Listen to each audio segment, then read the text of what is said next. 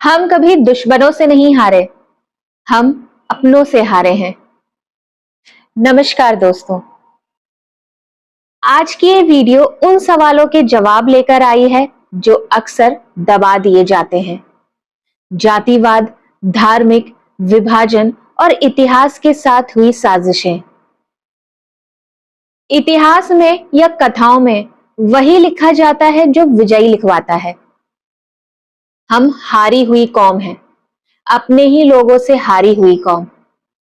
हमें किसी तुर्की, ईरानी, अरबी, पुर्तगाली, फ्रांसीस या अंग्रेजों ने नहीं, अपने ही लोगों ने बाहरी लोगों के साथ मिलकर हराया है। क्यों?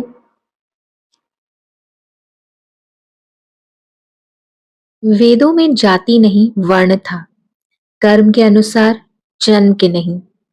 जातिवाद से संबंधित संघर्ष भारत में आए दिन होते ही रहते हैं, लेकिन भारतीय हिंदू, मुसलमान और अन्य यह नहीं जानते हैं कि यह सब आखिर हो क्यों रहा है। धर्म के लिए, राज्य के लिए या किसी और के लिए। यदि भारतीय हिंदू और मुसलमान अपने देश का पिछले 1000 वर्षों के इतिहास का गहन अध्ययन करें तो शायद पता चलेगा कि हम क्या थे और अब क्या हो गए। आज भारतीयों के बीच इस कदर फूट डाल दी गई है कि अब मुश्किल है यह समझना कि हिंदू या मुसलमान, दलित या ब्राह्मण, कोई और नहीं, यह उनका अपना ही खून है और वह अपने ही खून के खिलाफ क्यों है। आज मुगलों और अंग्रेजों की सच्चाई बताना गुनाह माना जाता है। वे लोग तो चले गए, लेकिन हमारे बीच ही फर्क डालकर चले गए। प्राचीन काल में धर्म से संचालित होता था राज्य। हमारे धर्म ग्रंथ लिखने वाले और समाज को रचने वाले ऋषि मुनि जब विदा हो गए, तब राजा और पुरोहितों में साठ गांठ से राज्य का शासन चलने लगा। धीरे धीरे अनुयायियों की फौज ने धर्म को बदल दिया। बौद्ध काल ऐसा काल था जब हिंदू धर्म ग्रंथों के साथ छेड़खानी की जाने लगी। फिर मुगल काल में और बाद में अंग्रेजों ने सत्यानाश कर दिया। अंततः कहना होगा कि साम्यवादी, व्यापारिक और राजनीतिक सोच ने बिगाड़ा धर्म को। इसकी क्या गारंटी है कि हमारे पास आज जो पुराण है उसे तोड़ा मरोड़ा नहीं गया। हमारे पास आज जो स्मृति ग्रंथ है उसमें जानबूझकर गलत बातें नहीं जोड़ी गई। हाँ, वेदों को नहीं बदला जा सका क्योंकि वेद विशेष प्रकार के छंदों पर आधारित थे और वे कंठस्थ थे। फिर भी हमारे हाथ में नहीं था इतिहास लिखना। हमारे हाथ में नहीं था हमारे ग्रंथों को सजो कर रखना। बस जो कंठस्थ था उसे ही हमने जिंदा बनाए रखा। हमारे पुस्तकालय जला दिए गए, हमारे विश्वविद्यालय खाक में मिला दिए गए और हमारे मंदिर तोड़ दिए गए। क्यों? इसलिए कि हम अपने असली इतिहास को भूल जाएं। हमारे से मतलब सिर्फ हिंदू नहीं, संपूर्ण भारतीय समाज है।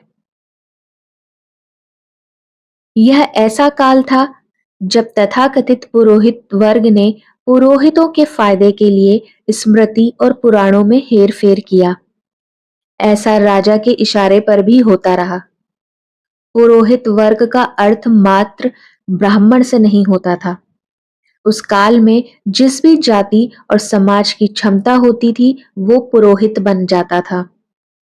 पुरोहिताई के लिए चंद लड़ाइयां चलती थी। विश्वामित्र और वशिष्ठ की लड़ाई का मूल यही था।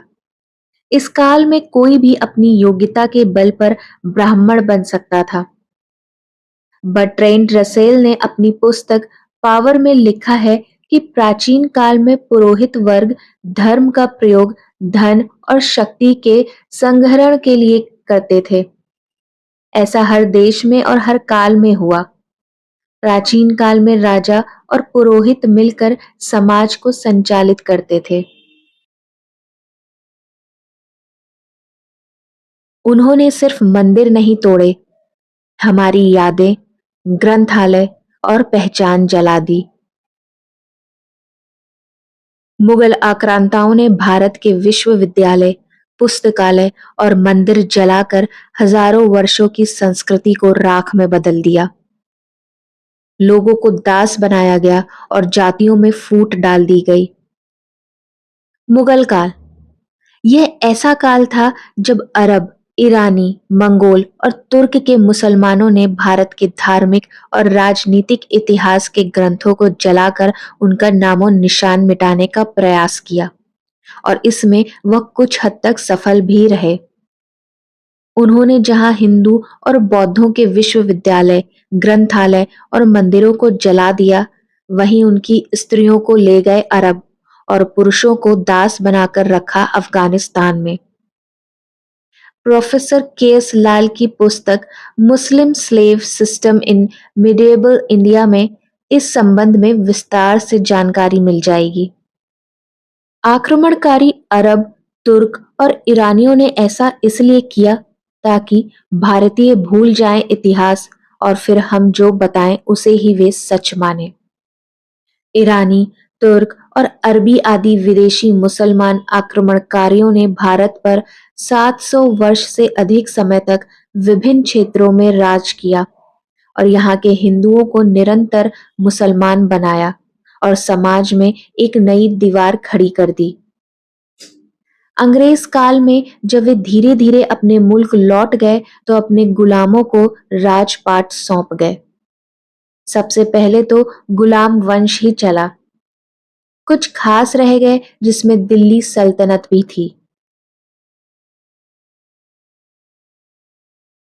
जातिवाद को संस्थागत बनाया गया। 2378 जातियां बना दी सिर्फ हिंदुओं को बांटने के लिए।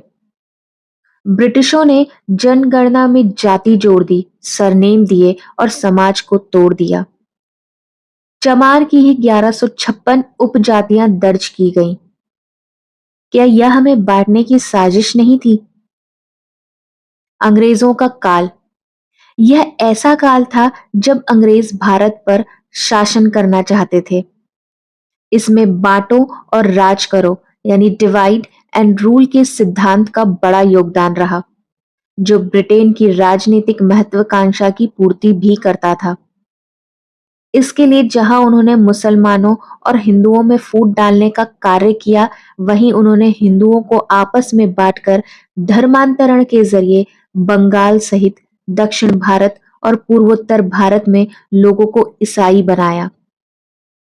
इस तरह उन्होंने 200 से अधिक वर्ष तक सफल तरीके से शासन किया। लेकिन यह सिर्फ इतनी ही सच्चाई नहीं है, सच्चाई इससे भी भयानक है। 1857 की क्रांति के बाद तो उन्होंने हिंदू और मुसलमानों के बीच खाई बढ़ाना शुरू कर दी थी। इस सब का परिणाम यह निकला कि जहां हिंदू दीनहीन हो गया, वहीं वो हजारों जातियों में बंटकर अपने ही लोगों को पराया समझकर उनसे दूर रहने लगा। अब जिन्हें गैर हिंदू कहा जा रहा है, वह अपने ही कुल के लोगों को दूसरा समझकर नफरत की भावना से देखने लगा। वह धीरे धीरे विदेशी भक्त बन गया और अपने ही धर्म तथा देश को हीन दृष्टि से देखने लगा। लेकिन यह पूर्ण सत्य नहीं है। अधिकतर गैर हिंदू सच्चाई को जानते हैं, लेकिन स्वीकार नहीं करना चाहते। हालांकि इसमें उनका कोई दोष नहीं। काश कि उन्होंने सभी धर्म ग्रंथों के साथ गीता, उपनिषद और वेद भी पढ़ लिए होते, तो यह गलतफहमी नहीं रहती कि हिंदू धर्म बहुदेववादी, जातिवादी और मूर्ति पूजकों का धर्म है। बौद्ध काल में ग्रंथों के अर्थ बदले गए। शूद्र शब्द का अर्थ जानबूझकर तोड़ा गया। असली अर्थ था सीखने वाला, पर बना दिया गया अछूत। यह शब्द, यह भ्रम किसने फैलाया और क्यों? यह सिर्फ शोध नहीं, यह हमारी आत्मा की तलाश है। बौद्ध काल में स्मृति और पुराण ग्रंथों में हेर फेर किया गया। लेकिन यह हेर-फेर किसने किया और क्यों लिखे गए अन्य पुराण, यह शोध का विषय होगा।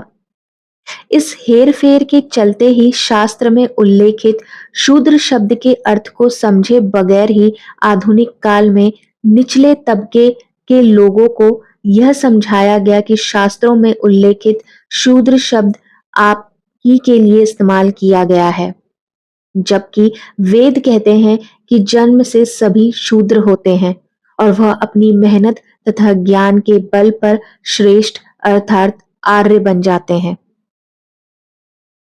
शूद्र एक ऐसा शब्द था जिसने देश को तोड़ दिया। दरअसल यह किसी दलित के लिए इस्तेमाल नहीं किया गया था, लेकिन इस शब्द के अर्थ का अनर्थ किया गया और इस अनर्थ को हमारे आधुनिक साहित्यकारों और राजनीतिज्ञों ने बखूबी अपने भाषण और लेखों में भुनाया। इसका परिणाम यह हुआ कि आज भी यह जारी है। टेलीविजन के सीरियल हो या कोई फिल्म, उसमें एक समुदाय विशेष के प्रति नफरत फैलाई जाती है, जिस पर किसी का कभी ध्यान नहीं जाने वाला है। इस दलित शब्द का आविष्कार और प्रचार प्रसार कुछ वर्षों पूर्व ही हमारे वामपंथी भाइयों ने किया। इससे पहले हरिजन शब्द को महात्मा गांधी ने प्रतिष्ठित कर दिया था और इससे पहले मुगल और अंग्रेजों के काल में शूद्र शब्द को खूब प्रचारित किया गया। जाति के उत्थान और पतन का इतिहास पढ़ने पर पता चलता है कि हिंदुओं की आधी से ज्यादा जातियां मुगल और अंग्रेज काल में पैदा हुई। हमारे ज्यादातर सरनेम अंग्रेजों ने ही गढ़े हैं। अंग्रेजों ने ऊंची जाति और नीची जाति में फर्क पैदा करने के लिए बड़े बड़े पद दिए, जिसके चलते अब वे ही पद नाम हमारे सरनेम बन गए। मध्यकाल में जब इस्लाम और ईसाई धर्म को भारत में अपनी जड़ें जमानी थी, तो उन्होंने इस जातिवादी धारणा का हथियार के रूप में इस्तेमाल किया और इसे और हवा देकर समाज के निचले तबके के लोगों को यह समझाया गया कि आपके ही लोग आपसे छुआछूत करते हैं। मध्यकाल में हिंदू धर्म में फूट डालने का कार्य कर बुराइयों का विस्तार दिया गया। कुछ प्रथाएं तो इस्लाम के जोर जबर के कारण पनपी, जैसे सती प्रथा, घर में ही पूजा घर बनाना, स्त्रियों को घूंघट में रखना, मैला ढोना आदि।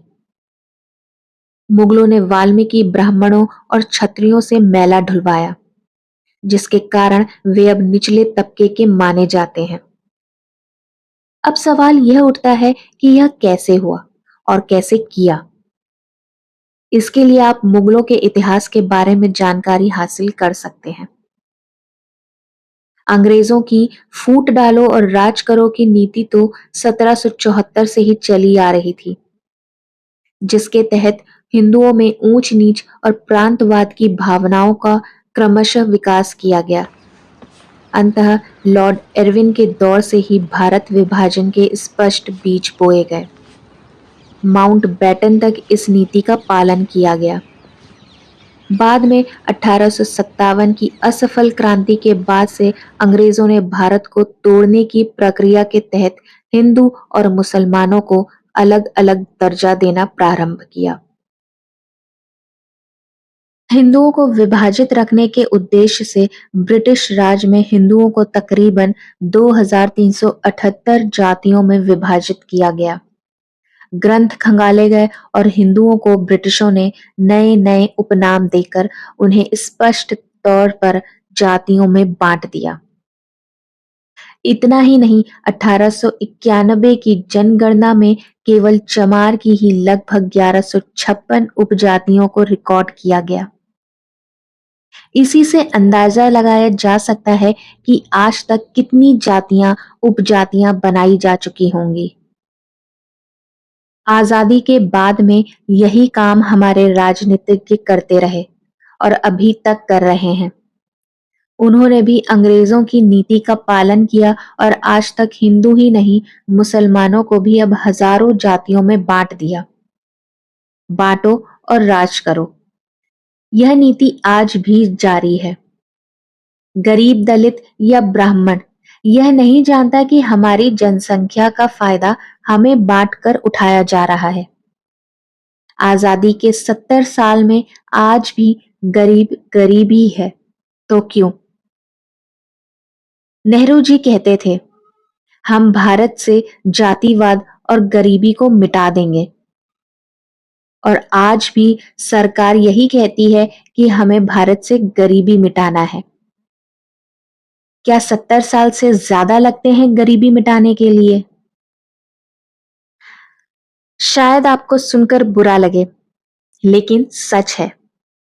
हम गरीब थे, हैं और रहेंगे, क्योंकि हम बटे हुए हैं। जातिवाद केवल एक शब्द नहीं, यह एक अदृश्य जंजीर है जो हमें अपने ही भाइयों से दूर कर रही है। दोस्तों, अगर आप इस सच्चाई से सहमत हैं तो इस वीडियो को शेयर करें। आपका एक शेयर किसी की सोच बदल सकता है। लाइक, कमेंट और सब्सक्राइब जरूर करें। हमारी अगली वीडियो में हम जानेंगे कि क्या जाति व्यवस्था वाकई सनातन धर्म का हिस्सा थी या एक साजिश। Till then, take care of yourself. Bye bye.